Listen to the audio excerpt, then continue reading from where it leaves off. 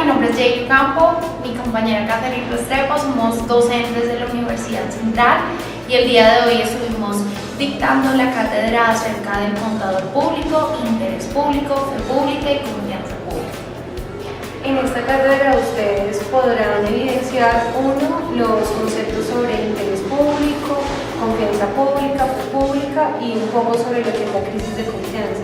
La intención es que con esta cátedra ustedes puedan evidenciar cuáles son las relaciones que se dan entre todos los conceptos y adicionalmente a eso puedan encontrar ejemplos de cómo en la cotidianidad del ejercicio contable se dan relaciones entre la fe pública, la confianza pública y cómo tenemos que salvaguardarlas.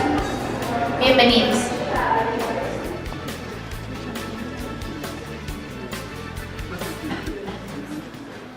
Bueno, inicialmente darle la bienvenida a la Universidad Republicana, a la Corporación Universitaria Republicana que ya se une con estudiantes y docentes en esta cátedra itinerante y pues no sé si la directora de programa quiera darnos algunas palabras para iniciar esta sesión.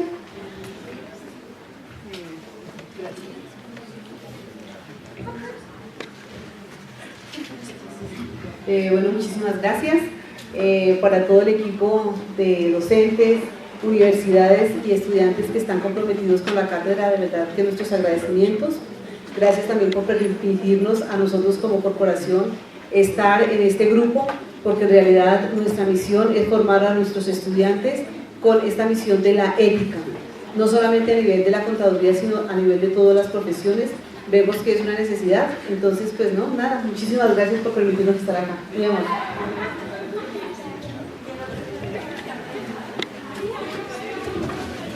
Bueno, muy buenas noches a todos, directivos de las universidades, queridos profesores, estimados estudiantes, buenas noches, bienvenidos a la Universidad Externada.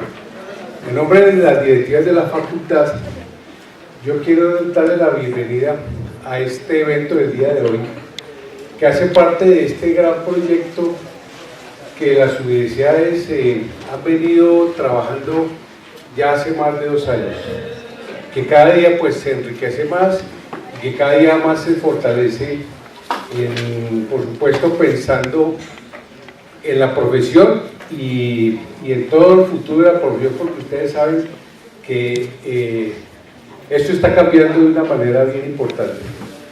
Y por supuesto no se puede dejar de lado este tema ético y de la forma como se está tratando aquí en la red de universidades que conforman la cátedra itinerante, para fortalecer precisamente todas esas competencias y esos valores que debe representar nuestra profesión, profesión que se debe distinguir precisamente por esos temas. Para nosotros es muy grato tenerlos acá, nos sentimos pues muy orgullosos de este proyecto que se ha venido liderando ya por este tiempo, porque ha permitido pues por supuesto fortalecerlos a ustedes y también fortalecer las universidades, fortalecer nuestros currículos y por supuesto fortalecer nuestros conocimientos. Esperamos pues seguir en este proyecto, seguir adelante, avanzar cada día más, por supuesto con la participación de nuestro grupo de profesores que son los protagonistas de todo esto y los que día a día trabajan por entender y por buscar nuevos conocimientos para compartirlo con ustedes.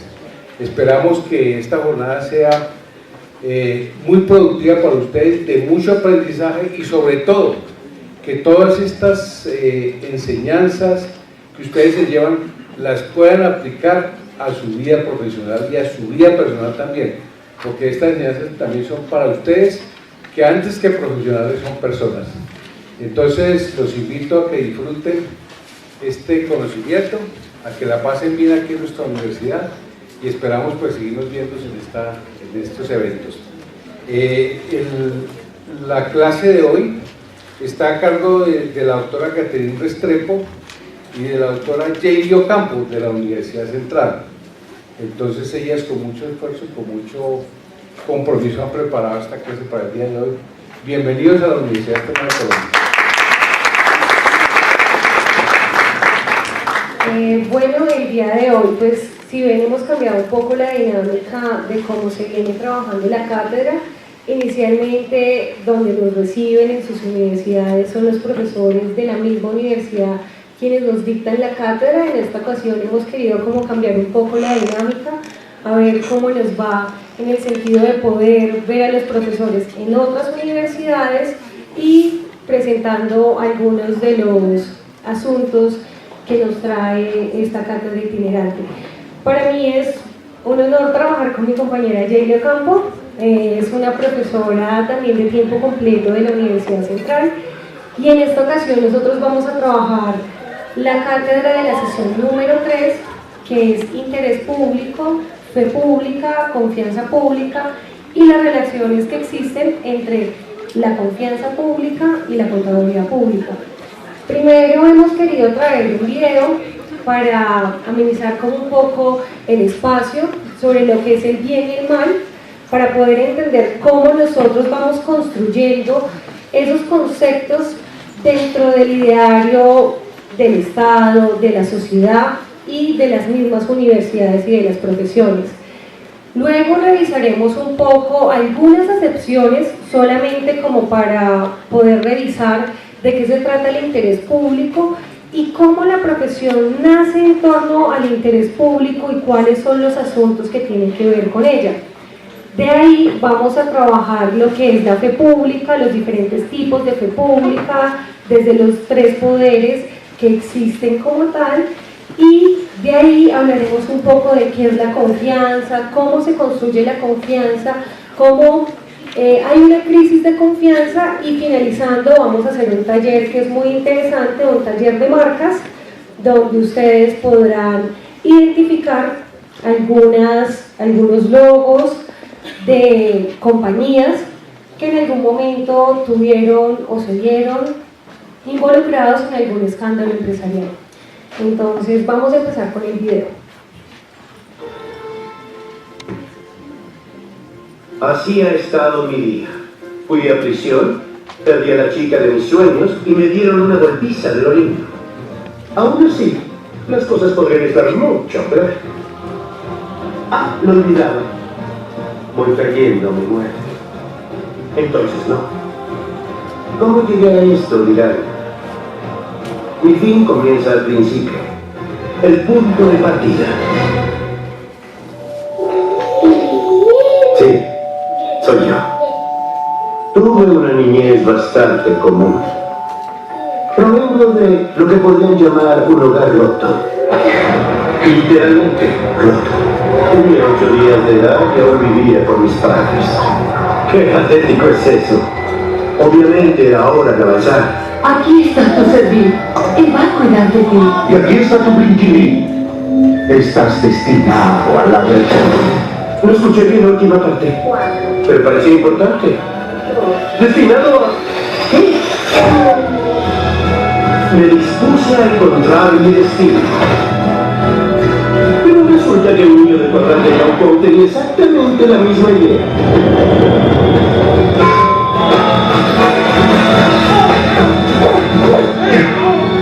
Ese fue el día que conocí a Don Gonzalo Sin.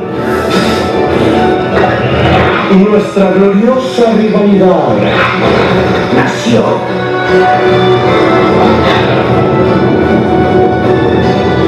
¿Sería eso lo que estaba destinado? ¿A una hermosa vida llena de lujos? Al parecer no. Hasta el destino tiene a sus favoritos. No era para tanto. Me guardaba un destino muy distinto en la prisión para criminales superdotados.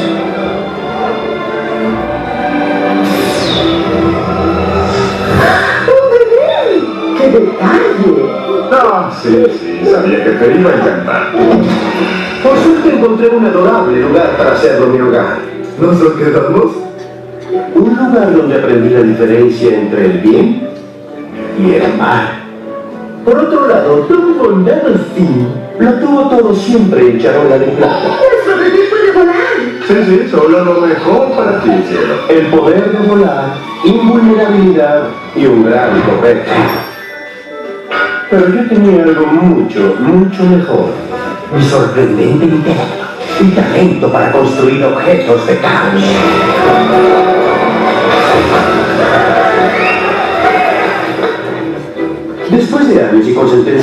reconocida por buen comportamiento, se me dio la oportunidad de reivindicarme con el aprendizaje en un extraño lugar llamado escuela. Fue ahí donde me topé de nuevo con Don Condado Steel. Ella había amasado un ejército de admiradores de química.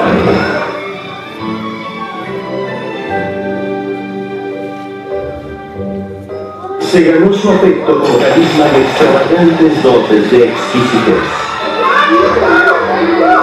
Así que yo también haría palmolitas y me ganaría a esos niños papotas. ¡Fuera luces!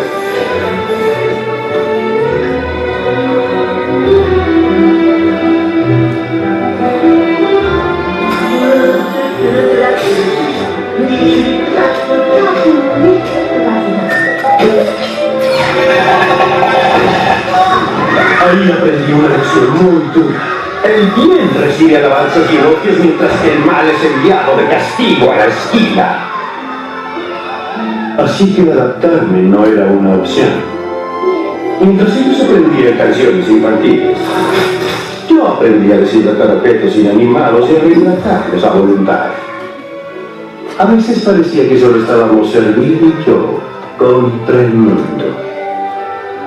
Sin importar cuánto me esforzara, siempre fui el tipo excluido, el elegido al final, el apestado, la oveja negra, el chico malo.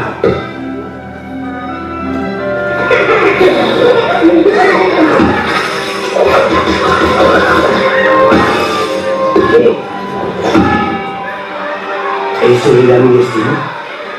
Espera, tal vez lo era. Ser malo es para lo que sí soy bueno. Y entendí que si yo era el chico malo, entonces iba a ser el chico más malo de todo el mundo. Yo estaba destinado a ser un supervillano y nosotros destinados a ser rivales. Se había armado el reparto. Así comenzó una carrera épica, sólida y duradera. Y me encantó.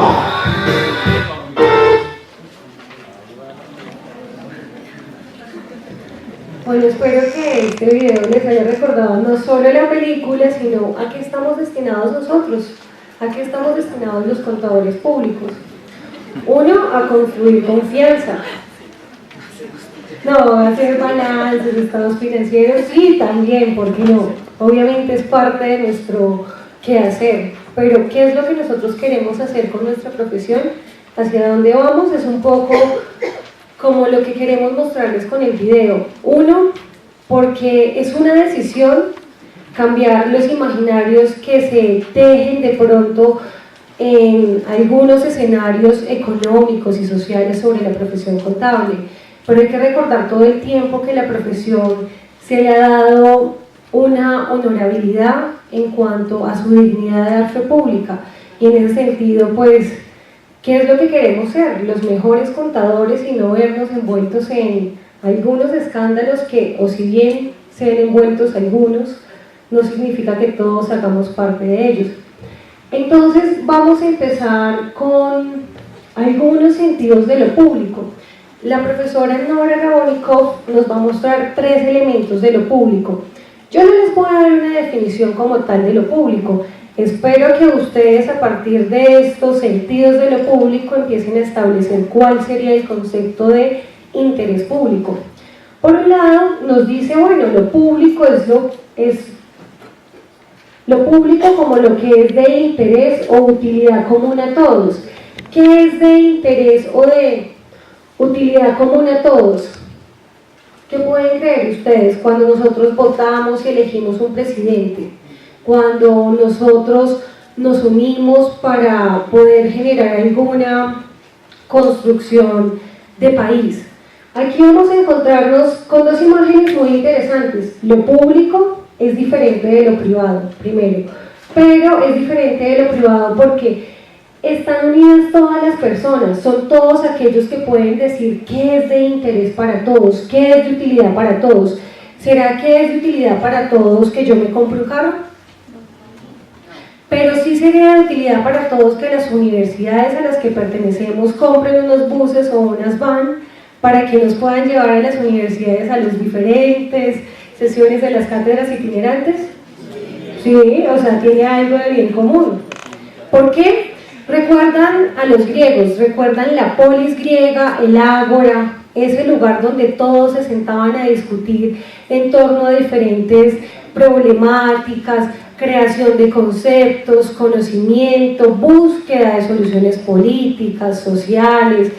Allí nos podíamos encontrar con que estábamos ante lo público, ante donde todos podíamos hablar y podíamos decir qué es de interés para todos.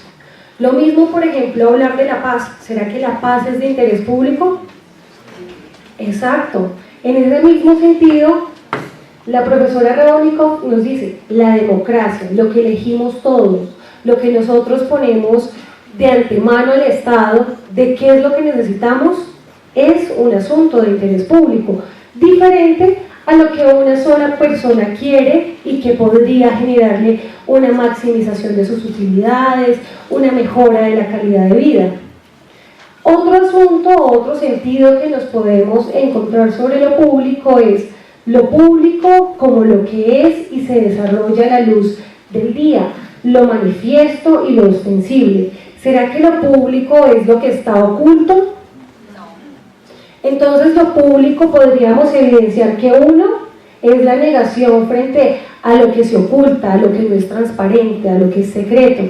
Por eso aquí podríamos evidenciar que la publicidad, cuando nos dicen que cada uno de esos productos que tienen, entre comillas, algunos perjuicios para nuestra salud, como son los cigarrillos Marlboro, deben informar al público qué es lo que puede suceder si usted consume más de tantos cigarrillos, le puede dar cáncer.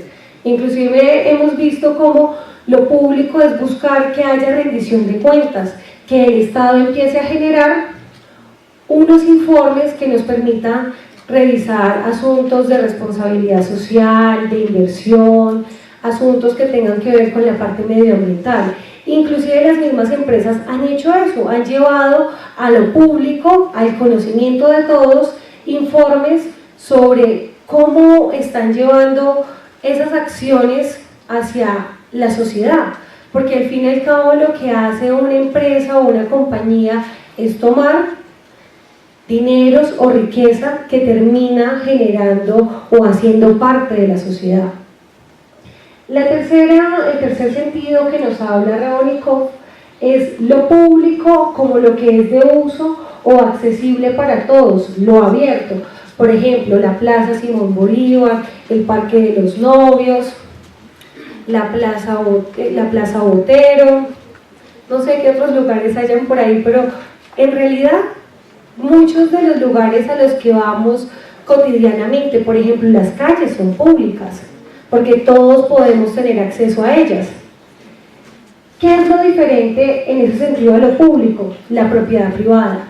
Cuando nos encontramos con que hay casas donde uno evidencia que tienen una reja que divide lo público de lo privado, con la intención de ¿qué? De cuidar sus intereses. Entonces el interés público lo que trata de tomar son elementos, uno, de lo que es accesible para todos, dos, de lo que es visible para todos, y tres, lo que es de utilidad común. Sin embargo, nosotros hemos visto que hay unas lógicas y hay unas formas en que nos muestran que lo público ha cambiado. Por lo general hemos tenido la idea de que lo público es solo lo que está en relación con el Estado. En ese sentido hay que empezar a mirar qué otros asuntos terminan siendo públicos, porque la idea de Estado, en este caso, podríamos ver que durante mucho tiempo fue lo que consideramos lo común, lo general, lo visible, porque el Estado es un conjunto de instituciones que se encargan de unas necesidades básicas, como de unas necesidades básicas de la sociedad. Por ejemplo, tienen los servicios de salud, los servicios de educación, los servicios de saneamiento, servicios, inclusive quién se encarga de decir si hay o no guerra y es algo de interés público, el Estado.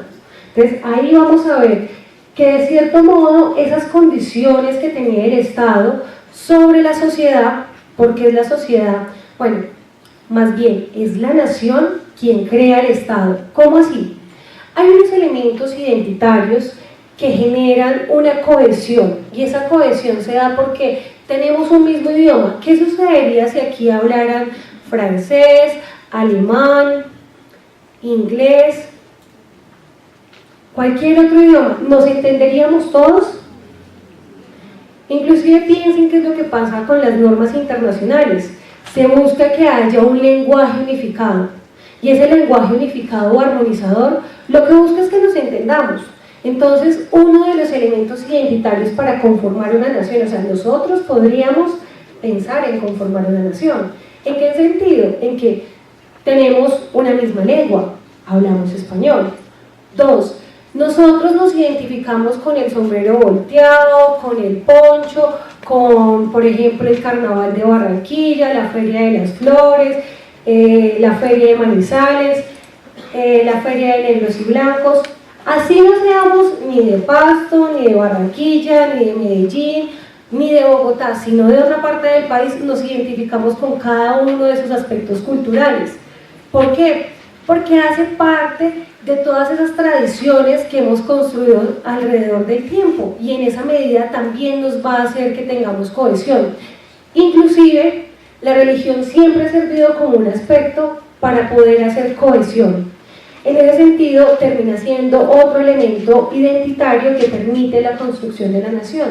Entonces, ese conjunto de personas que tienen esos rasgos identitarios, crean toda una simbología, por ejemplo, la bandera, el escudo, el himno, entre otros elementos, pues van a crear lo que es el Estado con la intención de que lo administren. Por eso lo que vamos a ver es que las instituciones que tiene el Estado lo que hacen es administrar, pero no necesariamente el Estado es todo lo que se entiende como lo público.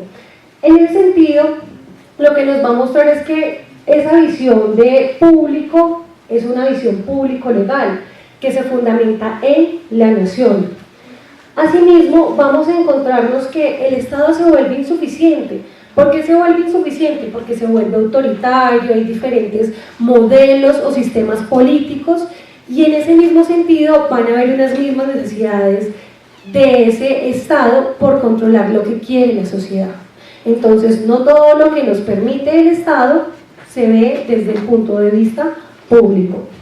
Por eso aparece la sociedad civil con unos discursos de sociedad, con unos discursos de reivindicación de la privacidad, de los individuos, de asociaciones de carácter privado.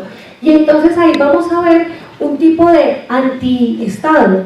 ¿Por qué? Porque lo que busca es que ese Estado no sobrepase los niveles que pueden llevar a que la sociedad no sienta satisfechas sus necesidades. En ese sentido, cuando vamos a hablar de lo público desde la sociedad civil, vamos a encontrar que van a empezar a emerger una cantidad de derechos, obligaciones, y se empieza a buscar que todos tengan un espacio.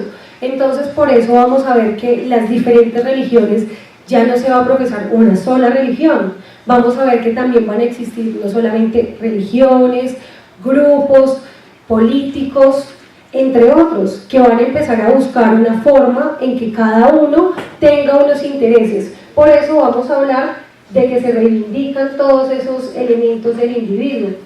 Sin embargo, la sociedad civil da cabida a algo muy importante, al mercado, porque el mercado, como siempre, nos va a ofrecer un mundo de posibilidades, y en ese mundo de posibilidades, pues ustedes se pueden encontrar con el carro, con la casa y con una visión de calidad de vida que usted va a buscar a través de la sociedad civil que se cumpla.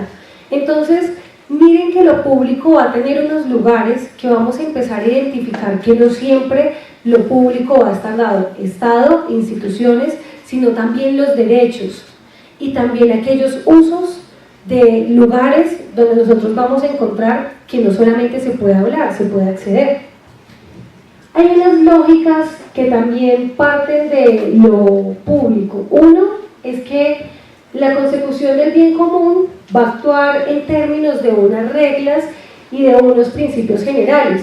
Por eso nosotros tenemos una constitución política, que es una constitución política muy detallada, y una cantidad de normas que también son muy detalladas y que terminan realizando algunos ajustes o hacen claridad o modificaciones a algunas normas que ya están. Lo otro es que va a apuntar a unos valores que se universalizan. En ese sentido, este bien común, entonces, es una de las primeras lógicas, pero también hay un bien individual o un cálculo individual que se va a buscar es la maximización del beneficio particular de las personas a través de unos derechos. Por ejemplo, si las casas no tuvieran unas estructuras tan sólidas como los cimientos que se hacen, vamos, no sé si alguien sabe un poco de ingeniería, pero por lo menos lo que uno ve es que para construir un edificio se tienen que hacer unas excavaciones muy profundas. Y si esas excavaciones profundas no se hacen de la forma adecuada, pues puede que el edificio se caiga. Y es algo de interés individual, pero que afecta el interés público o el bien común. Porque si el edificio se cae, ¿a quién va a afectar? Va a afectar a las personas que viven al lado, va a afectar a las personas que transitan, porque puede que se caiga y entonces dañe parte de la vía. Entonces miren que muchas veces no solamente buscar el bien común, sino el bien individual también tiene que ver con el interés público.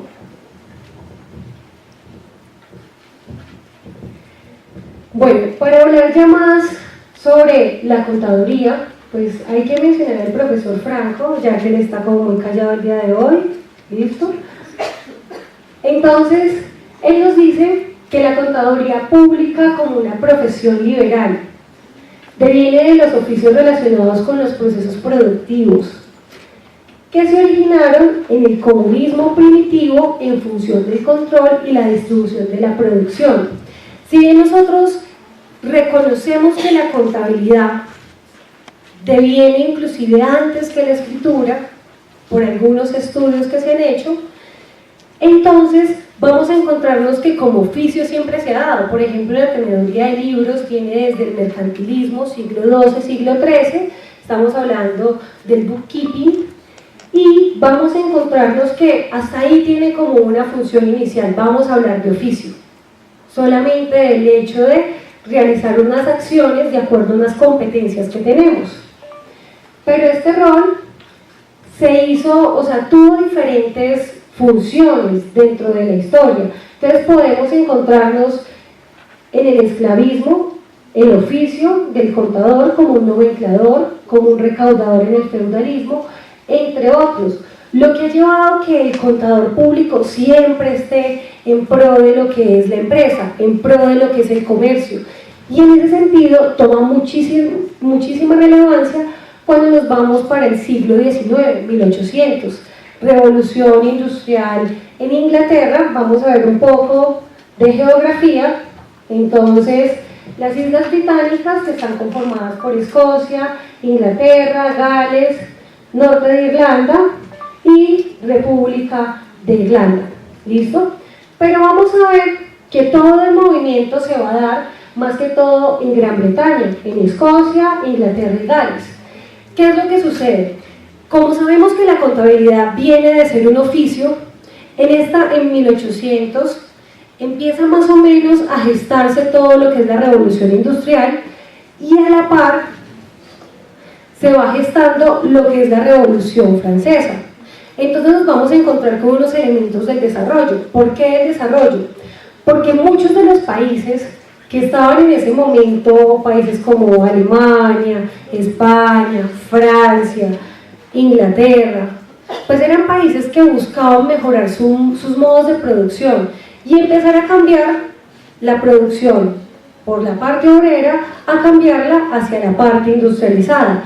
Entonces en esa búsqueda nos vamos a encontrar con que si bien se produjo muchas máquinas y la gran mayoría de países consiguieron industrializar cada uno de los sectores de la industria, nos vamos a encontrar que ellos lo que hacen es que generan tantas empresas que al final lo que empiezan es a quebrarse, y entonces se va a dar la ley de quiebra, y ahí pues los que hacían el oficio de la teneduría de libros, los bookkeeping, entonces van a empezar a generar unas dinámicas a través de los organismos profesionales y decir, venga, pero es que si yo soy el que llevo la contabilidad de la empresa, yo tengo la capacidad para decirle a usted cuándo, señor Estado, se puede estar quebrando la empresa o qué puede pasar con esto, o puedo llegar a intervenir. Con toda la ley de quiebra también, ¿qué sucedía? Pues si todas estas empresas estaban quebrando, ¿quién podía certificar que esa información era verídica? Que lo que se estaba presentando era coherente con la realidad y con los hechos económicos. Solamente los contadores. Entonces aquí hay una mujer que a mí me parece muy chévere porque la reina Victoria I, ahí bien bonita, entonces, y si alguno de ustedes alguna vez se vio la ópera de Audience, que es una ópera donde hablan de cómo las reinas de Gran Bretaña se van a encontrar ustedes, que ellas siempre hacen una audiencia a su ministro, pero esa audiencia nunca se sabe qué es lo que le dice el ministro a la reina, porque le tiene que contar qué es lo que está pasando con el país, qué es lo que está pasando con el Estado. Entonces miren que hay una rendición de cuentas. ¿Qué sucede en este tiempo? Hay unos cambios importantes. Uno, la industrialización. Dos, que hay una decadencia de la iglesia. Como les decía, cuando se conforma una nación, uno siempre piensa en que sí, la religión es un elemento de cohesión. Sin embargo, la iglesia también ha generado que haya unos momentos oscuros dentro de la ciencia, dentro de los avances, y en ese sentido la decadencia de la iglesia y la importancia de los asuntos del Estado va a generar unas dimensiones frente a la profesión contable. El Estado ya no tiene que ver solamente con los asuntos de la economía, vamos a hablar de hechos como la pobreza, la salud, la educación, asuntos que de cierto modo habían quedado ahí y que se tenían simplemente como parte de la administración, pero no como asuntos importantes. Bueno, entonces Kirkham y Love nos dicen que ellos, cuando nosotros hablamos de la profesión, ya les dije que el referente más o menos es siglo XVIII, pero entonces el referente es Inglaterra y Escocia, y Gales también. ¿Qué es lo que vamos a encontrar? Que hay una división, hay que entender que la profesión como tal ha tenido una división. Uno, que es bookkeeper, que son los constructores de información, aquellos que llevan las cuentas, aquellos que siguen las reglas de la función de la contaduría, reconocen el hecho económico, lo miden, lo revisan, lo registran y luego generan los informes a partir de unas reglas que ellos tienen para generar esos informes periódicos de la compañía. Esa es una parte de un nivel de la profesión. En Colombia nosotros no tenemos ese nivel, por ahora no. Pues si bien lo hacemos, nosotros avalamos también, o sea, tenemos las dos funciones. CPA, que son los avaladores de confianza, entonces son aquellos que se encargan de mirar y de revisar qué es información que construyó el bookkeeper esté correctamente con aquellas reglas, ellos dictaminan la información. Es lo que nosotros evidenciamos, por ejemplo, en la revisoría y en la auditoría, que ellos revisan y certifican que esa información esté de acuerdo con unas reglas y con unos hechos económicos que se muestran en la información contable. Bueno, aquí empieza a entrar un problema que uno podría decir que, bueno, el que tiene el control pues también tiene problemitas.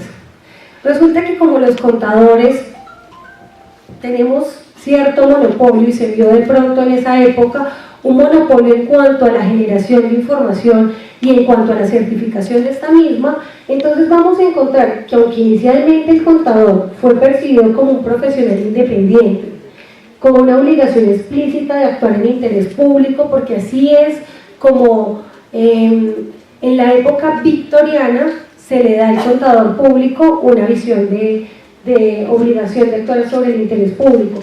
Sin embargo, vamos a ver que el hecho que los organismos profesionales empiecen a formarlos, a certificarlos, va a generar toda una dimensión. Venga, ¿Será que el contador, si se forma en torno a todo lo que necesita el cliente, eso tiene que ver con el interés público o con el interés privado? Entonces, es una de las primeras preguntas que se hacen.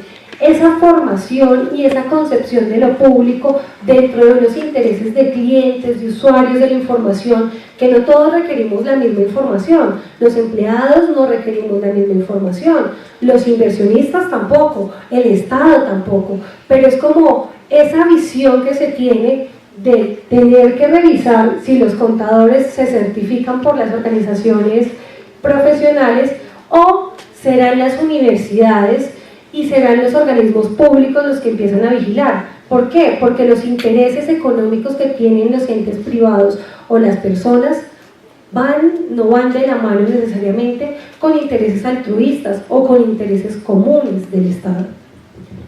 Adicionalmente a eso, también vamos a evidenciar que entonces se empieza, según Lee, 1995, tanto en Reino Unido como en Estados Unidos, existía una responsabilidad dual, o sea, no solamente es la responsabilidad del contador público, no, también existía una responsabilidad de la asociación o organización que lo estaba certificando. Entonces miren que el asunto de responsabilidad de interés público siempre ha estado inmersa en la profesión contable. Bueno, por otra parte, el profesor Mauricio Gómez nos habla un poco de qué es lo que se debe entender por interés público dentro de lo que es la profesión y lo que es el desarrollo o evolución de la contabilidad. Entonces nos vamos a encontrar con unos momentos que inclusive ya ustedes han mirado inicialmente, que les acabo de decir. Uno, bookkeeping, solo teneduría de libros. ¿Qué vamos a ver en ese tipo de empresas? Ese tipo de empresas van a ser empresas muy pequeñas, ahí no estamos hablando de multinacionales, sino de empresas inclusive familiares, empresas muy pequeñas. En cambio, cuando la contabilidad empieza a evolucionar a una contabilidad de costos y administración, ya hay una necesidad de eficiencia interna de la empresa. Recuerdan, revolución industrial, y miren lo que es la administración científica. En la medida que yo conozco cuánto me vale producir y qué información tengo para tomar decisiones desde una contabilidad de costos y administración, pues puedo generar mayores utilidades. Entonces miren que va cambiando también la contabilidad de acuerdo a los intereses. Luego vamos a hablar de la contabilidad financiera o stewardship, que es de mayordomo en una propiedad empresarial múltiple.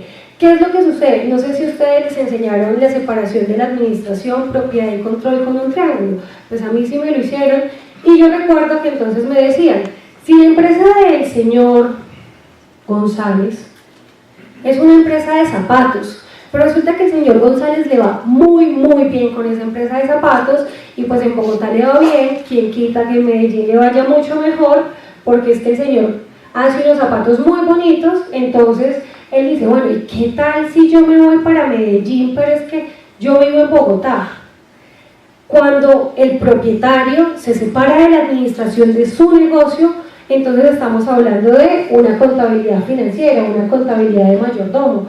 ¿Por qué? Porque necesita que alguien le dé cuenta de lo que está pasando dentro de su compañía. Y en ese sentido vamos a mirar que esto se va a abrir mucho más. Ya cuando crecen vamos a hablar de las multinacionales de auditoría. ¿Qué es lo que hacen ellas? Tienen una casa matriz ubicada en X país y tienen unas cuantas en otros países. Y entonces, ¿qué es lo que hacen las otras compañías? Entregarle la información de esa administración que se está dando en cada uno de esos lugares. Y tiene que ver con el interés público, claro, si se quiebra alguna de esas compañías, ¿qué puede pasar? Y el último, ya estamos hablando de informes financieros certificados, de rendición de cuentas, de control y toma de decisiones de externos, especialmente de los propietarios. Ya no vamos a hablar solamente de un control de qué es lo que está pasando, sino que vamos a buscar que esa información se certifique.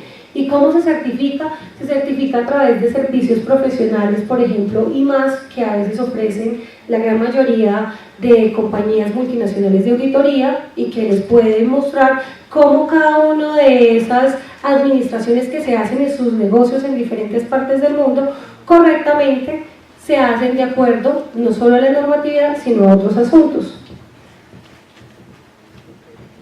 En cuanto a la revelación, vamos a encontrarnos que los recursos en un balance, un estado de resultados, un estado de flujos de efectivo, no se refieren únicamente a la riqueza de quienes son propietarios o inversionistas, se refieren más que todo a la riqueza social que ellos gobiernan, porque hay muchos otros intereses que van a estar ahí, como les decía, los diferentes stakeholders tienen que ver ahí. Y adicionalmente la riqueza que va construyendo las empresas hace parte de las arcas de la sociedad, que van trasladándose de un lado para otro. Bueno, quería hacer alusión un poco a lo que pasa con el IASB y el concepto de interés público.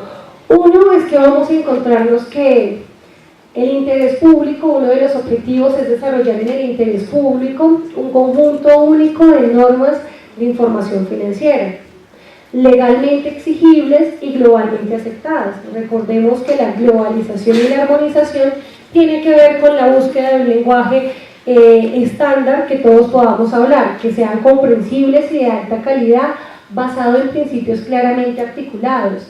El problema de que este interés público esté dado en una información financiera, que es una información financiera que ayuda a los inversionistas, nos va a decir que el interés público no está asociado a esos otros stakeholders. ¿Dónde quedan los empleados?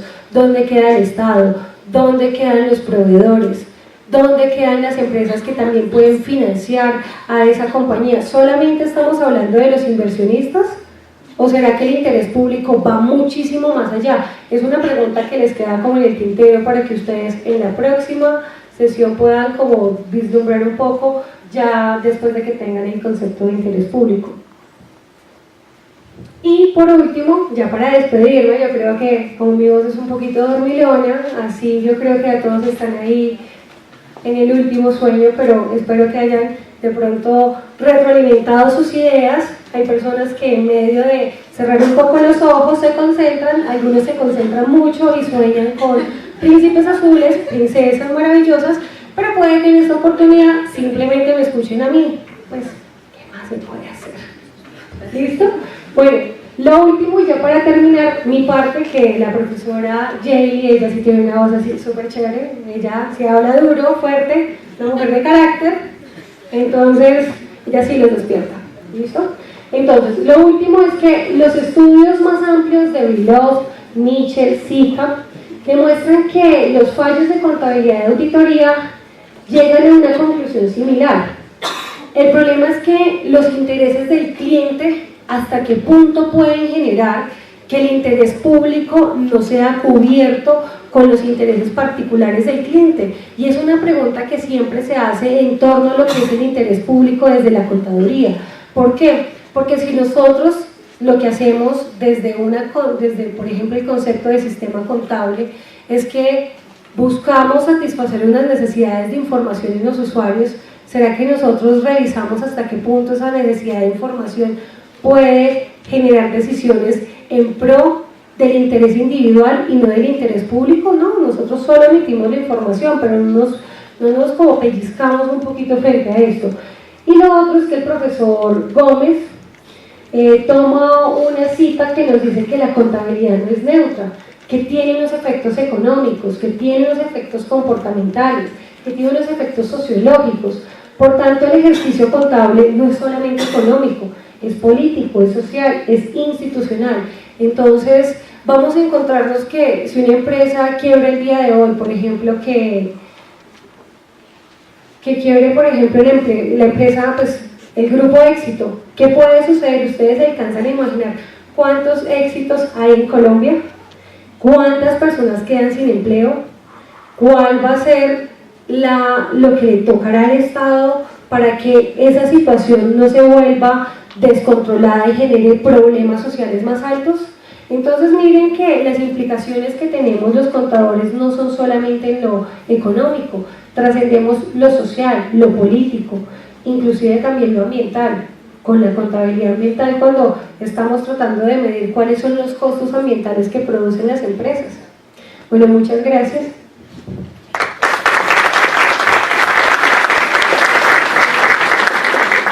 Bien, buenas noches. Entonces, la profesora Catherine nos esbozó de manera rápida, de manera sencilla, de manera concreta, ese concepto que nos compete el día de hoy, que es el interés público. Pero a partir de ahí hay dos conceptos más que vamos a trabajar en este ratico, que tienen que ver con fe pública y confianza pública. Entonces, acerca de ese concepto de fe pública, pues se viene una discusión de muchos años. En el 77 el profesor Laborda hace un libro que se llama La fe pública mercantil, y él recoge allí varias de las perspectivas que se han planteado alrededor de esto. Entonces, siempre que nosotros estamos hablando de una relación legal, para nosotros es muy cercano, por ejemplo, en los impuestos siempre hay un sujeto activo y un sujeto pasivo, ¿cierto? Entonces, en cuanto a la fe pública, podríamos hablar que el sujeto activo es el Estado y el sujeto pasivo será la sociedad. Y en esa relación, pues se da la función o el fenómeno de la fe pública. Entonces, lo que hicimos aquí fue tomar una definición desde cada una de estas perspectivas. Entonces, si lo miramos desde el lado pasivo, que es la sociedad, podemos nombrar a Otero, y él dice: es la creencia en lo que se dice u ordena a virtud del testimonio de la autoridad o funcionario que la refrenda. Es decir, una creencia porque hay una autoridad, porque hay un funcionario, ese funcionario es delegado por el Estado, y esa delegación que hace el Estado, pues implica que nosotros hagamos una presunción o una creencia. Si lo miramos desde el lado activo, que es el Estado, entonces, citando a Tornel, podríamos decir: es una convicción que éste tiene de la certeza de un hecho o de una relación jurídica que se impone a los particulares. Y sobre esto que vamos a decir a continuación vamos a volver, es una abstracción hecha de su creencia individual, es decir, de la creencia individual del Estado. Y como el Estado cree que podemos confiar en X autoridad, entonces la sociedad tiene que confiar en ella.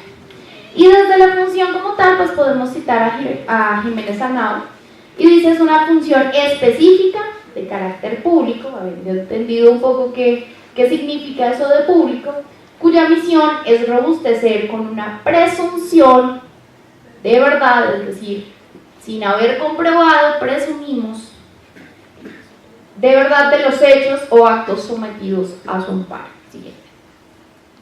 Entonces, en nuestro país, la fe pública se da en las tres ramas del poder: administrativo, legislativo, judicial. Hay muchas cosas en las que la fe pública está ahí impresa. Nosotros conocemos algunas, ¿no? Pues por nuestra profesión sabemos que damos fe pública, pero también sabemos que los notarios dan fe pública. Hay fe pública de viudez, de soltería, de nacido vivo, o sea, hay fe pública para todo, para todo. Y dentro de la administrativa, pues encontramos esos dos que son tan reconocidas, la notarial y la registral, y nos ubica el profesor Laborda nuevamente, que la mercantil viene a ser como una hijita de esa notarial, y allí es que nosotros nos encontramos. Siguiente. Bien.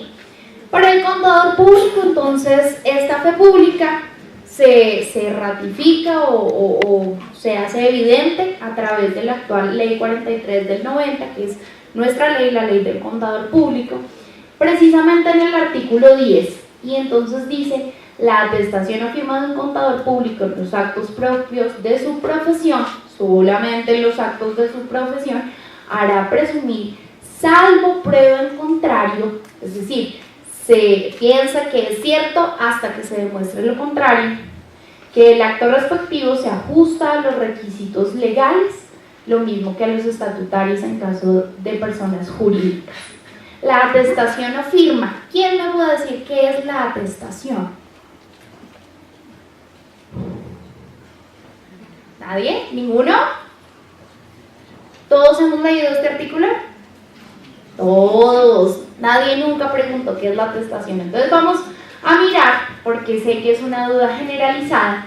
El Consejo Técnico de la Contaduría Pública en el año 2003 saca un concepto, el 023 de julio, y entonces nos precisa qué es eso de la atestación, porque los contadores no solamente damos la fe pública por medio de la firma, sino de este medio. Entonces dice, es el testimonio que mediante declaración o manifestación expresa, el contador expone la responsabilidad que asume respecto al contenido de algún documento preparado y certificado por la administración.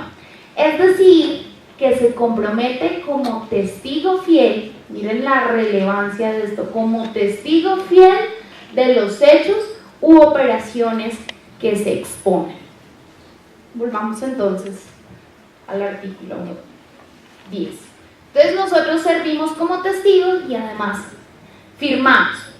Pero hay un elemento que es más fuerte para esta responsabilidad y es en ese parágrafo cuando dice los contadores públicos, cuando otorguen fe pública en materia contable, se asimilan a funcionarios públicos para efectos de las sanciones penales por los delitos que cometieren en el ejercicio de las actividades propias de su profesión, sin perjuicio de las responsabilidades de orden civil que hubiere lugar conforme a las leyes. Es decir, como es el Estado quien nos delega esa responsabilidad de dar fe pública, entonces dice, yo le estoy dando como mucha confianza, si usted la llega a embarrar, tiene que responder como un funcionario público, y sabemos todos que un funcionario público tiene unas sanciones mucho más fuertes que una persona natural, normal. Sigamos, por favor. ¿Cómo se ha dado el desarrollo histórico de esa fe pública en Colombia? Entonces, tenemos un primer momento donde aparece esa posibilidad para los contadores a través del decreto 1357 del 41, que solamente duró 2 años vigentes porque en el 43 es declarada inexequible.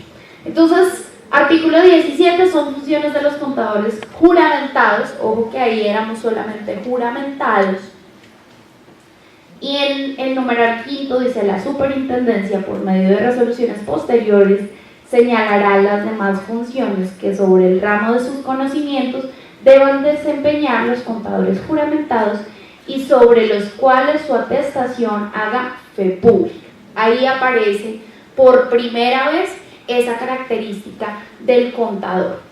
Sigamos. Bien, un segundo momento, siguiente década, el decreto 2373 del 56, pero como este decreto es expedido en estado de sitio, entonces tiene una vigencia muy corta.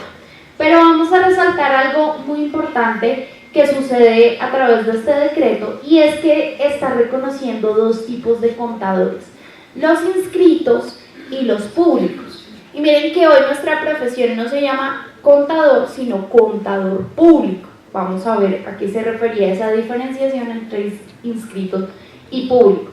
Se entiende por contador inscrito el que ha obtenido su matrícula ante la Junta Central de Contadores en las condiciones previstas por el decreto para ejercer la profesión de contador en general.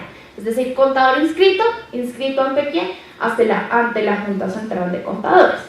Y por contador público, el que estando inscrito como contador de la forma indicada y habiendo cumplido los requisitos, puede dar fe pública respecto de los actos y documentos indicados en este mismo decreto y en las leyes. Es decir, en ese momento se planteó, hay contadores, pero no a todos les compete dar fe pública. A los que les compete dar fe pública, los llamaremos contadores públicos. Ese es el nombre que toma nuestra profesión hoy, y por eso quien esté en calidad de contador público puede dar fe pública. Un tercer momento, ley 145 del 60, esta ley es muy importante en nuestra historia, porque es la ley que le da vida a la contaduría pública como profesión. A partir de ese momento nosotros nos podemos llamar profesión en Colombia. En el artículo 1, bueno, se entenderá por contador público la persona natural que mediante la inscripción que acredita su competencia profesional queda facultada para dar fe pública de determinados actos, así como para desempeñar ciertos cargos en los términos de la presente ley.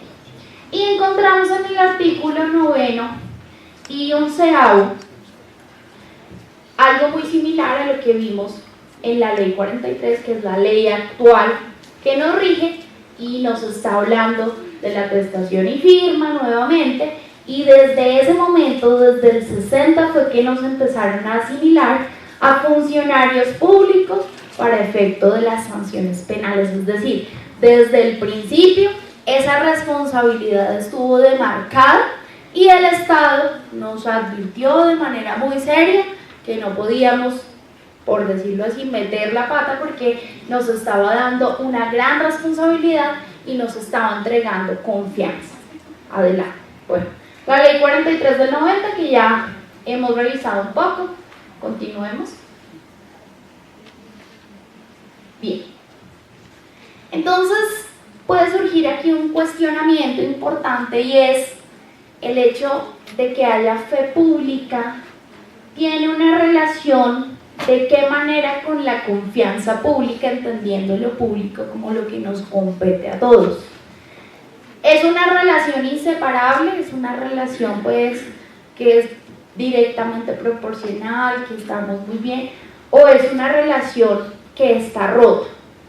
Entonces vamos a mirar la primera perspectiva, la relación de los inseparables. Continúa, por favor. Bien. Nuevamente tenemos al Consejo Técnico de la Contaduría Pública diciéndonos o hablándonos acerca de estos dos conceptos en el pronunciamiento 3.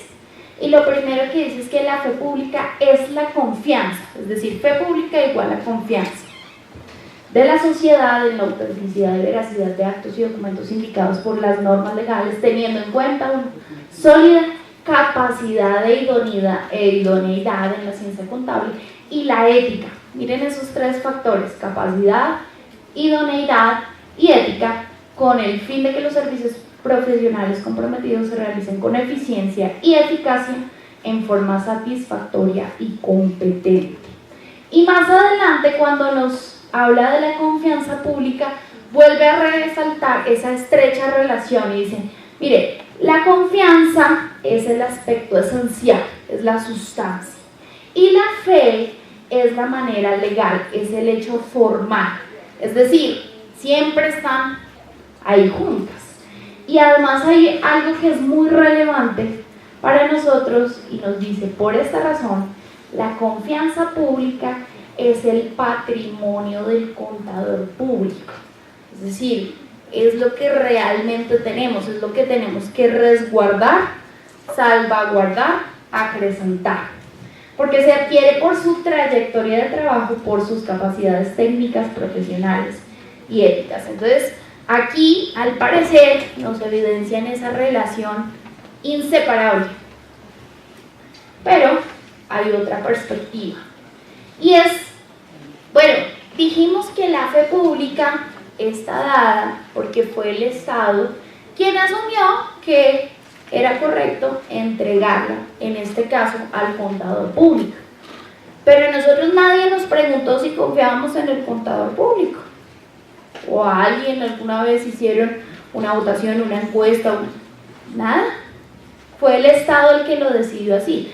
¿Eso quiere decir que representa la confianza del pueblo, la confianza de toda la comunidad? No. Y entonces uno dice, uy, entonces, bueno, no es un consenso, no es una opinión unánime, es decir, posiblemente solamente el Estado confía en el contador. Es fe que los encargados de administrar las cosas públicas instituyen y mantienen por puras conveniencias. No es una fe espontánea, ni siquiera es voluntaria, es una fe impuesta, un convencionalismo compartido, una creencia vigorosamente inducida. Y vamos a volver a esto de que es instituida por conveniencia, porque una de las funciones fundamentales del Estado es el asunto del control, y el control a nivel económico y específicamente empresarial.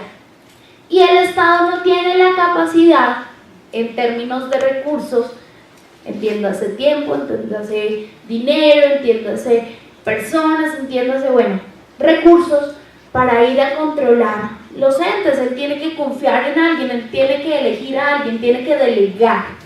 Entonces le conviene delegar a alguien, pero el motivo por el cual elige al contador público es porque cree precisamente en lo que nombrábamos atrás, la competencia, la idoneidad y la ética, y por eso esto tiene que ver mucho con la cátedra que estamos celebrando en estos días.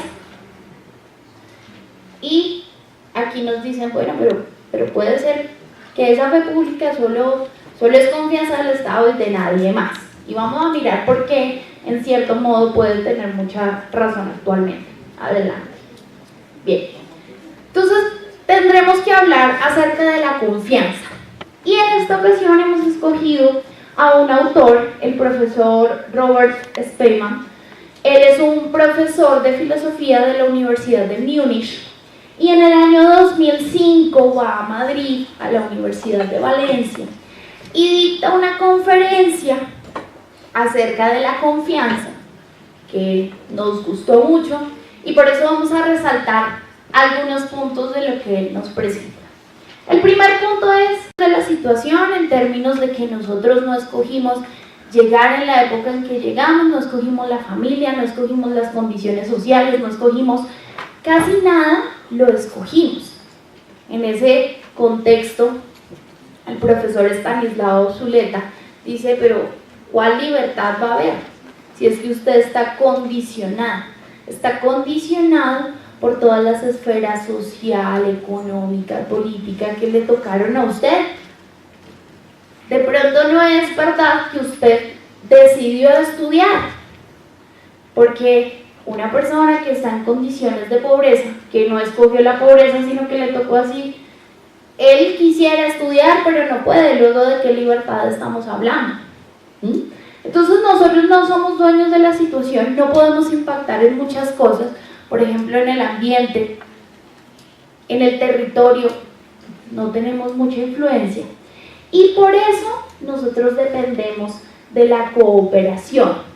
No es posible vivir sin cooperación.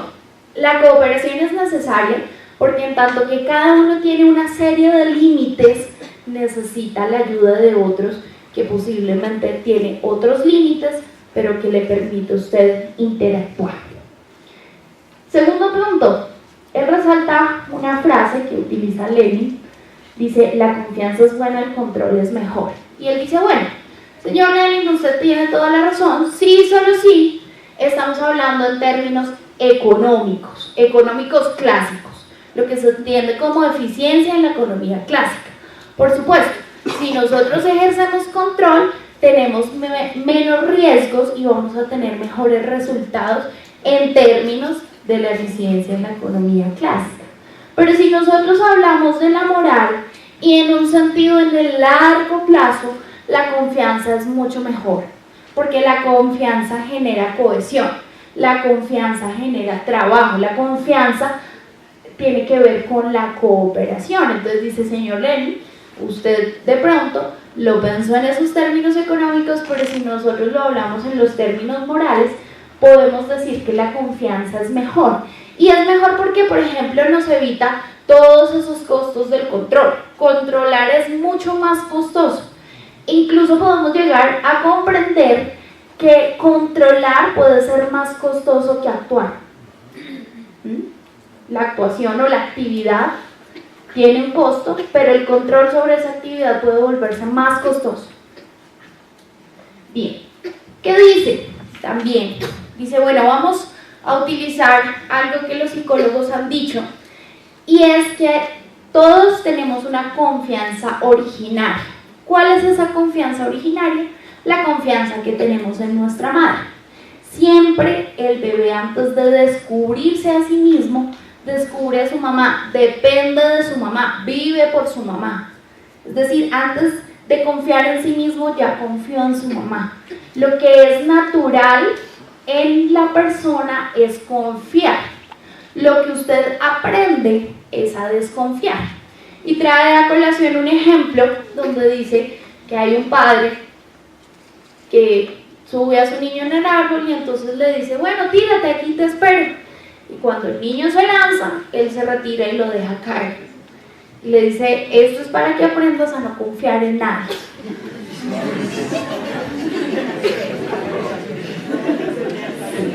Entonces, aprendemos a desconfiar. El primer estado es el de confianza. Es decir, el primer estado que la sociedad puede tener frente a nuestra profesión es un estado de confianza. Dependiendo de nuestros actos, permanecerá la confianza o se romperá. Bien, y dice algo que para nosotros es muy fácil entender y es: la confianza es una prestación por adelantado y a posteriori se justifica. ¿A qué lo podemos asimilar? A los ingresos recibidos por anticipado. Mire que un ingreso recibido por anticipado es un pasivo, es decir, una obligación. Cuando usted recibe la confianza de otro, lo que se genera es una obligación suya de actuar de manera determinada para que por medio de esa actuación usted justifique la confianza. Así como por medio de la prestación del servicio, la entrega del producto, entonces se justifica ese pago que nos hicieron. Y en ese sentido, la fe pública viene siendo también una prestación por adelantado que nos hizo el Estado. Ahora, ¿la estamos justificando o no la estamos justificando? Siguiente. ¿Qué más resalta? El asunto de la confianza es cuestión de medida. Es decir, la confianza no es una sola cosa. Hay medidas. Mayor confianza, menor confianza. ¿De qué depende el nivel de confianza que usted tenga con respecto a alguien? De la virtud que usted identifica en él, ¿sí? O inicialmente de la virtud que supone. Mire que acabamos de leer que se supone que el contador tiene una competencia, tiene una idoneidad, tiene una ética, una serie de virtudes. Esa virtud debe ser entendida no en el sentido aristotélico, que dice que la virtud es la coartación de la libertad, sino en todo el sentido contrario, en que la virtud es la expresión de la libertad a través de la acción de lo que usted ha considerado como lo bueno, ejercer eso. Usted es libre de ejercerlo y usted decide ejercerlo así. Esa es la virtud. Si usted detecta mayor virtud en una persona, tendrá mayor confianza en ella. Bien. Paradoja de la confianza. Entonces, él dice, mire, para confiar no estamos en un escenario de total incertidumbre. Hay una medida de un comportamiento que usted podría entender como previsible, un comportamiento natural de las personas por el solo hecho de ser persona, de estar en tal lugar, en tal sociedad, de haber nacido en este lugar y haber formado así su carácter. Usted podría hacer una primera presunción, pero adicionalmente hay otro término de todos esos factores que tendríamos que tener en cuenta que no conocemos. Es decir, hay algo que se puede presuponer con una probabilidad buena, importante, pero hay otra cantidad de factores que no es tan fácil entender y predecir cómo van a actuar. Entonces, esa es la paradoja. El profesor nombra otra anécdota, esta sí es más agradable. Él la nombra, dice que una vez estaba en un aeropuerto y llegó un tricito tarde y tuvo la fortuna de encontrarse con el piloto de ese avión. Y habló con él y el piloto le quería ayudar. Y el piloto fue a hablar a la aerolínea a ver si lo dejaban entrar, pues hacerle el palancazo en ese sentido. Oye, no lo dejaron entrar. Y el problema era que el profesor no tenía dinero en ese momento. Entonces, ¿qué iba a hacer? No se sabía. Él no le pidió ayuda a nadie, pero el piloto sacó de su dinero, le compró un tiquete y llegó con el tiquete y le dijo, bueno, esta es mi cuenta, cuando llegue a la casa, consígneme. Y entonces el profesor dijo, pero si usted no me conoce.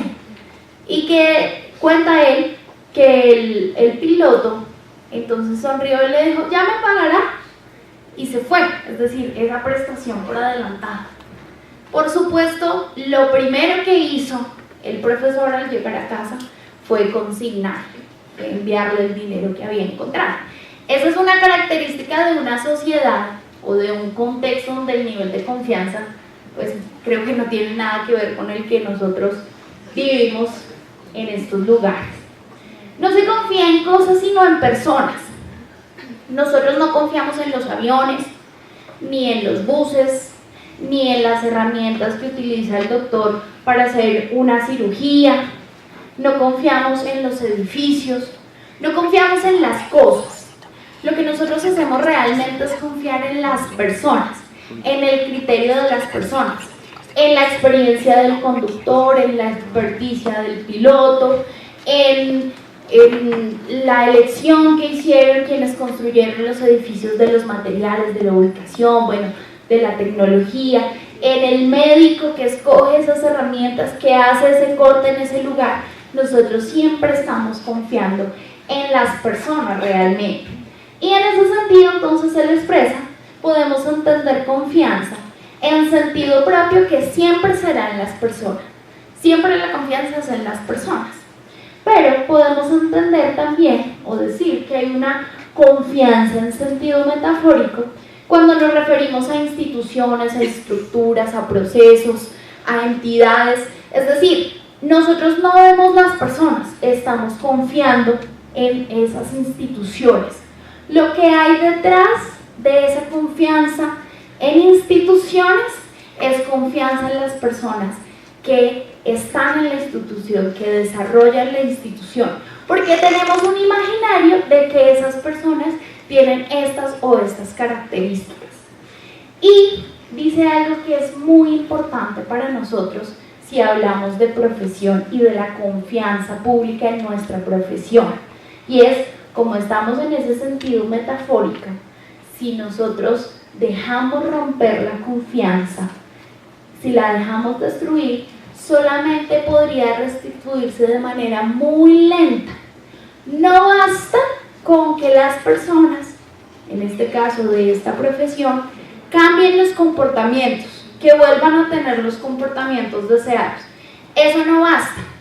Así las personas vuelvan a conducir sus comportamientos en el sentido correcto, habrá todavía desconfianza y esa restitución va a ser muy lenta, y ese es el problema más importante que tenemos en este momento. Bien, y resalta, ya como último punto del profesor Robert, que la confianza se refiere a dos contenidos: al contenido de la competencia, es decir, a lo que se puede, a lo que la persona puede hacer, puede pensar, puede decir, a lo que está preparado para enfrentar, pero no solo a eso, sino a las convicciones, es decir, a lo que la persona quiere, a lo que la persona decide. Y en ese sentido, entonces, tendremos que evaluar en qué es lo que se ha generado desconfianza, cuál de estos dos aspectos, o si en los dos se ha ocasionado esa desconfianza que nosotros de pronto percibimos en el ambiente. Si es en la competencia, en lo que el contador puede hacer, está capacitado para hacerlo formal, o en lo que quiere hacer, en lo que cree, en esa parte que tiene que ver precisamente con esta clase, y es el asunto ético, lo que la persona decide, cómo quiere comportarse. Aquí nuevamente citamos entonces al profesor Franco, que retomando lo que presenta Fukuyama nos dice, mire, entonces vamos a ver cómo implica ese factor de la confianza en las sociedades.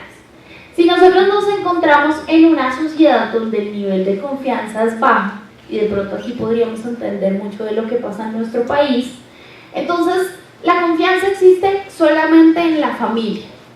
Y en ese sentido las empresas solamente son familiares. Y cuando las empresas son familiares tienen problemas.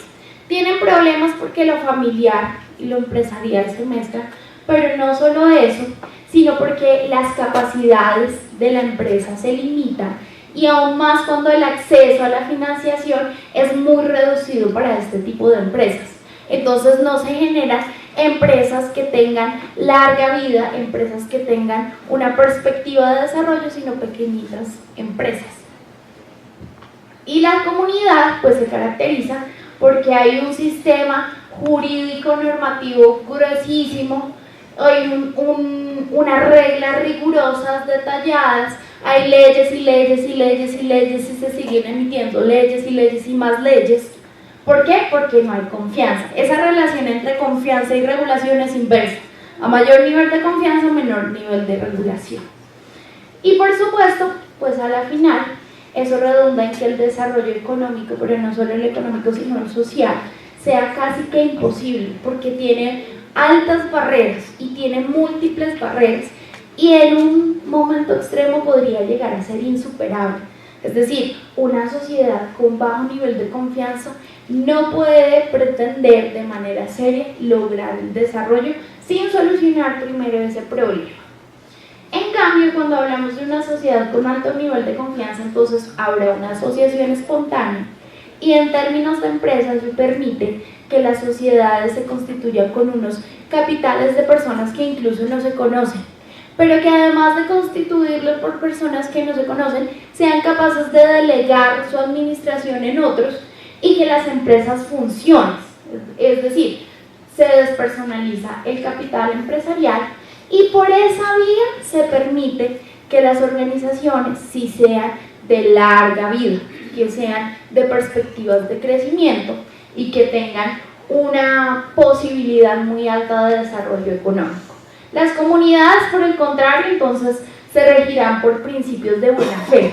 Y aquí quiero nombrar una anécdota que me ha contado un familiar cercano que vive en Europa, y es que en los primeros días que visitó varios lugares, encontró con asombro que habían casas, que habían propiedades donde habían árboles frutales, y las frutas que no consumen ellos las venden, pero no hay un vendedor. Lo que se encuentra es que hay una bandeja donde están las frutas, está escrito el precio, hay un lugar para dejar el dinero y dice ahí, tome sus vueltas, lo que nosotros llamaríamos las vueltas o el cambio. Y la gente hace eso, la gente toma la fruta, deja el valor equivalente y toma las vueltas. Eso sin pasar aquí, yo creo que no quedaría ni árbol frutal. Nada. Entonces miren eso tan importante, eso hace una gran diferencia. El principio de buena fe, el principio de confiar en el otro. Por ejemplo, también tengo una anécdota donde alguien que no era muy cercano a mí una vez me dio su tarjeta de ve y retira, así. Para mí eso fue como... Pero haberle dicho que no fue una ofensa, porque lo que ella me entregó fue su confianza, y cuando yo le dije que no, fue decirle no me interesa su confianza. Bien, confianza en el otro, pero además se confía en el sistema y se confía en el Estado. Esto es muy desconocido para nosotros, confiar en el Estado en otros lugares. Solamente en una sociedad que tiene un alto nivel de confianza, pues el desarrollo económico y social es posible. Pero no existe un escenario tal como un escenario donde no exista nada de confianza, ni un escenario donde haya plena confianza. Eso no existe. No existe. Y el profesor Fukuyama entonces nos hace esta advertencia que va muy al lugar. No todas las formas de confianza y solidaridad son necesariamente ventajosas. Si la lealtad va más allá de la racionalidad económica, la solidaridad comunitaria solo conduce al nepotismo o al amiguismo. Es decir, si esa confianza se da en términos de privilegiar el interés propio, el interés individual, entonces ya juega en contra de la sociedad. Hay mucha confianza, pero solamente entre mi familia. Entonces vendríamos a volver a ese estado como de baja confianza, porque no estoy pensando en el otro. En ese sentido, ese postulado económico que se hace de que el bien común se alcanza cuando cada uno alcanza la máxima satisfacción propia, lamentablemente es incierto, o sea, es falso más bien. Por ejemplo, la profesora Catherine nos decía, ¿el carro para mí está bien? Sí. Si el carro me produce mucho bienestar y a cada uno individualmente le produce mucho bienestar, uno diría bien común. Pero a la postre, ¿qué es lo que pasa si todos tenemos carros y no un carro, sino 2 o 3? ¿Qué es lo que pasa? Un perjuicio común, es decir, las ciudades serían invivibles y uno podría decir, pero ¿cómo así? Si ahí está el bien común individual y la suma de todos los bienes individuales es el bien común. No, señor, no es así. Adelante.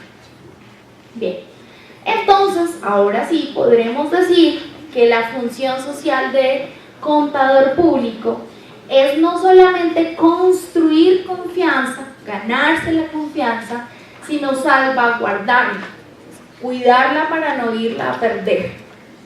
Y él aporta a esa construcción de confianza porque permite que se den unas características que elevan la confianza. Características como ¿qué? Como la claridad comunicacional, como la certeza, como la pertinencia de la información, como la claridad entendida, como la simplicidad que permite la comprensión. Entonces el contador público tiene un papel fundamental allí, y es que a través de las representaciones que realiza, simplifica esa realidad compleja que él está viendo. Esas relaciones y esas operaciones que son tan complejas, el contador las simplifica por medio de representaciones. Y cómo simplifica, genera entonces esto, la claridad, la pertinencia, la certeza, la claridad de la comunicación, luego genera confianza. Es decir, en el trabajo de la preparación de la información, genera confianza. Y genera más confianza aún cuando actúa como revisor fiscal en nuestro contexto, o auditor, certificando o dictaminando esta información previamente elaborada. Entonces, claro, el contador actúa como un maximizador de la confianza. Siguiente. Y entonces uno dice, bueno, esto está muy bonito, el contador es maravilloso. Y lo que vemos en los últimos años, no del 2000 para acá, no del 90 para acá, sino casi que uno podría identificar este tipo de casos durante toda la historia. Pero se supone que a medida que pasa el tiempo, las civilizaciones son más desarrolladas y que la confianza ha aumentado y que el entendimiento de lo que significa el bien público ha aumentado. Pero tenemos muchos casos, estos solamente son algunos, en Estados Unidos, en Europa, en Asia, en América Latina, en Colombia, y las mismas firmas auditoras, que es de pronto el lugar donde nos ubicamos en toda esta crisis donde hay escándalos y escándalos y escándalos empresariales en todos los sectores. Pero además de que es en todos los sectores, en el financiero, de las telecomunicaciones, en la salud, inclusive en los mismos países. El profe Rafael nos dice, mire, México estuvo en escándalo. ¿Por qué? Porque ocultó deuda pública. Un país entero con ese tipo de comportamiento. Y todas las firmas auditoras, pues ya conocemos a Arthur Andersen, que con lo de Enron pues definitivamente sale, tiene que desaparecer, pero ella se había caracterizado porque estaba dispuesta a hacer todo lo que le pidieran, y entonces por eso tenía mucho mercado. Miren cómo es la condición ética en el capitalismo en este momento en el que está en su mayor expresión. Entonces miremos solamente algunos nombres: Intel, IBM, Lehman Brothers, Microsoft, WorldCom, Shell, BMW, KPN, BBVA, Toshiba en los últimos días. En Colombia también una lista larga: Cemex, Fabricato, Colsanitas, Interbolsa, Telecom, Refica, bueno, o sea, una lista infinita. Y entonces uno dice, oiga, pero si han encontrado ese tipo de comportamiento en las empresas, ¿por qué estas empresas todavía siguen ahí? O sea, ¿cómo es que funciona esta economía? O sea, usted puede hacer lo que quiere, le ponen una sancioncita y sigue como si nada, y nosotros nos olvidamos de eso. Continúa. Entonces, este Este asunto lo van a trabajar más adelante, cuando hablen de las crisis financieras, pero rápidamente quisiera explicar en los términos nuevamente del profesor Rafael cómo fue que nosotros terminamos aquí metidos. Entonces, todas estas empresas que estaban enlistadas tienen una característica, y es que son empresas multinacionales o empresas relacionadas con las multinacionales y que tienen un modelo de administración por delegación. Es decir, muchos propietarios, pero de esos propietarios solamente unos pocos tienen injerencia en cómo se administra la empresa. Y los empresarios tienen una característica común, y es que ellos buscan maximizar la rentabilidad en el corto plazo a como dé lugar, es decir, lo que haya que hacer para tener más rentabilidad. Pero a eso, si lo vemos desde el lado de la profesión, se le suma a que a partir de esas políticas de neoliberalismo que vienen sobre todo a partir de los 70s, pues nosotros estamos también en ese fenómeno que ha sido mal llamado desregularización, más bien se llama autorregulación. Y en la profesión también tenemos autorregulación, es decir, hay unos organismos profesionales que son los que dicen cómo debemos jugar nosotros el juego. Y si nosotros somos los que decimos cómo jugamos, entonces muy posiblemente tenemos ahí una inclinación hacia unos intereses propios.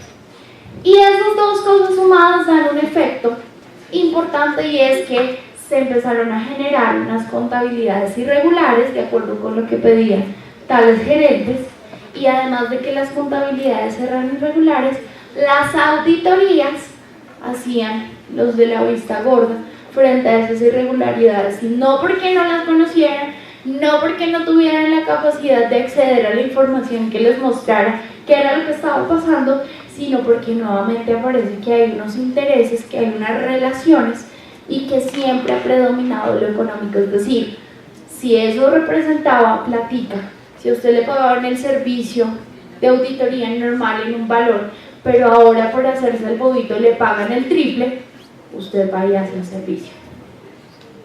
Todo esto que generó, bueno, los escándalos empresariales que hemos escuchado hace varios años, y todos estos escándalos lo que generan es una sociedad que está no en condición de confianza, sino en condición de incertidumbre. Y cuando usted está en condición de incertidumbre, no tiene ni idea qué hacer, es decir, ya no quiere invertir, está pensando en cómo resguardar lo poco que tiene, esconde el dinero debajo de la cama, y lo que se crea es una crisis social, pero en términos económicos podemos resaltar la crisis en los mercados de valores. Claro que no es que nosotros solitos causamos la crisis, por supuesto, el mayor responsable es el Estado, el mayor responsable, pero tampoco está solamente el Estado, están los administradores, están todas las bolsas de valores, los corredores, bueno, eso hablarán después. Lo que tenemos al fin es un escenario de confianza pública erosionada, y cuando no hay confianza, como hemos nombrado, entonces tiene que aumentar la regulación.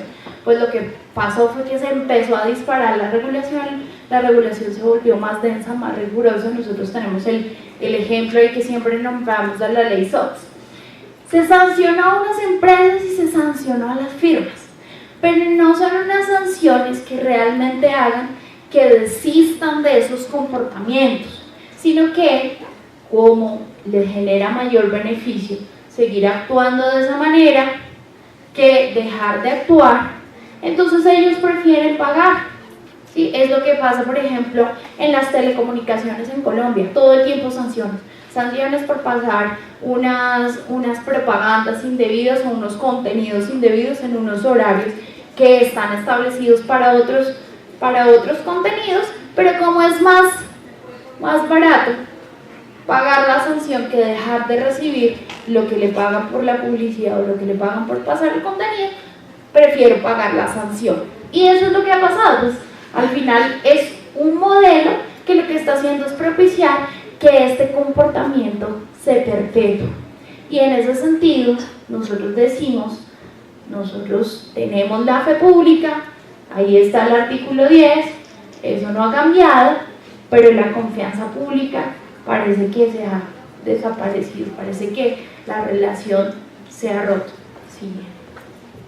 Entonces quedan algunos cuestionamientos después de que hemos escuchado estos planteamientos, y es, por ejemplo, si ya vimos que la recuperación de la confianza es lenta, entonces podremos recuperar la confianza, pero adicionalmente, ¿será que nosotros queremos cambiar los comportamientos?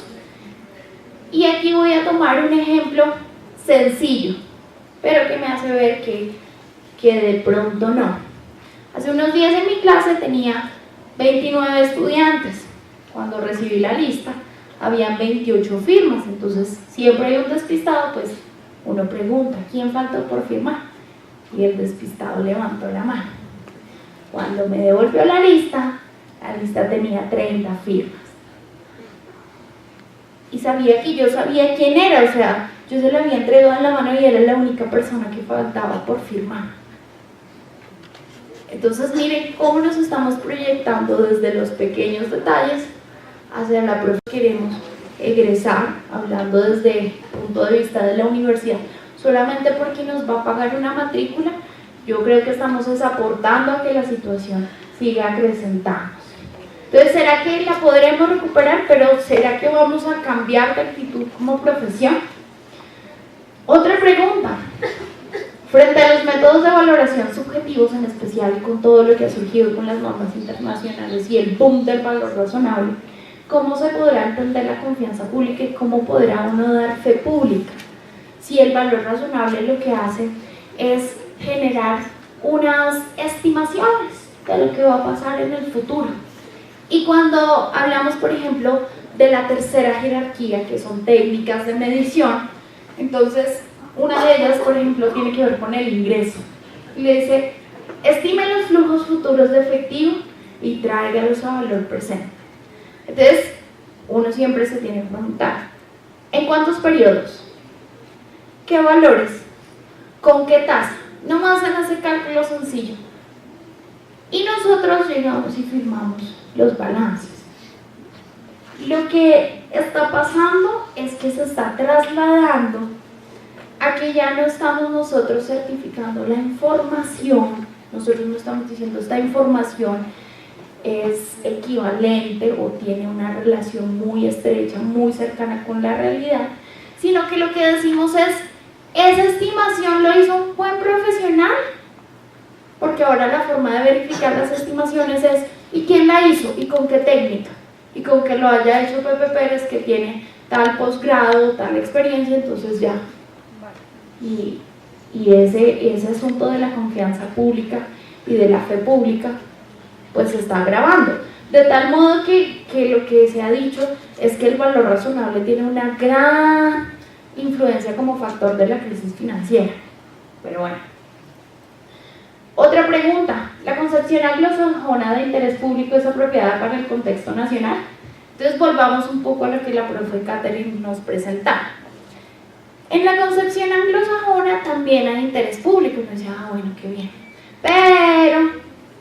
Pero, tiene una pequeña diferencia, y es que ellos suponen que el interés público está representado en el interés de los inversores y los acreedores.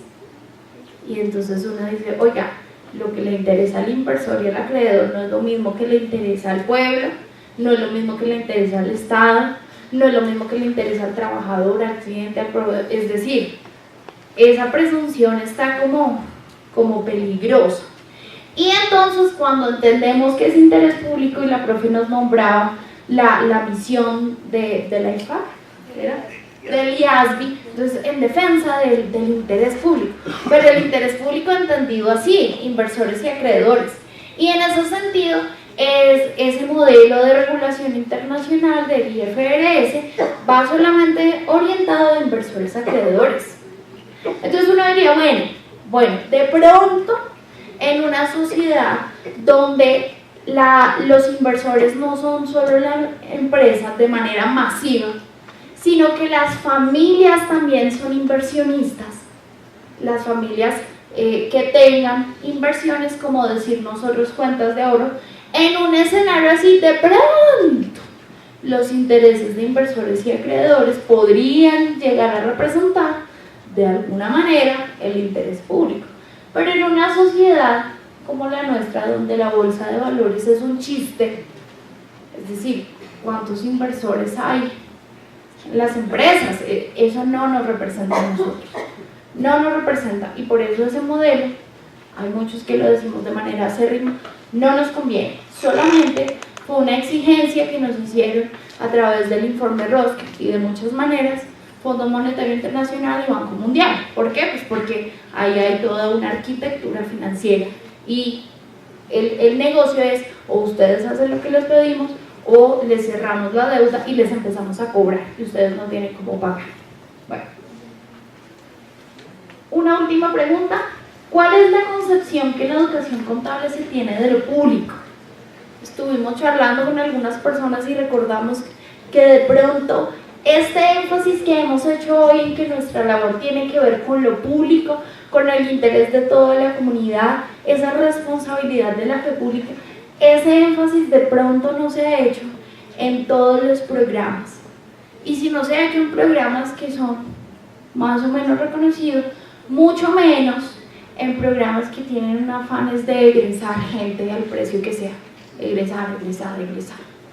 Bueno, para despedirme, antes de que realicemos la actividad de cierre, quisiera que conocieran, si no lo conocen, el juramento que nosotros hacemos para determinarnos como contador público. Entonces, juro por Dios y por la patria cumplir fielmente la Constitución y las leyes de la República, acatar las normas del Código de Ética de mi profesión, las normas que reglamentan el ejercicio de la profesión de la contaduría, resguardar con diligencia y lealtad los intereses de mis clientes o empleadores sin menoscabo de la dignidad profesional, guardar sigilo sobre los que superen en razón de mis funciones y tener siempre la profesión de contador público como alto título de honra. Si así lo hiciera, que Dios y la patria me lo premien, y si no, él y ella me lo demandan. Esto es algo que todos dijimos, todos los que somos contadores dijimos, que de pronto ni nos acordamos. Es decir, dijimos, sí, juro, y que ustedes no saben que van a tener que jurar, pero allí está esa responsabilidad tan importante que nos compete como profesión. Muchas gracias.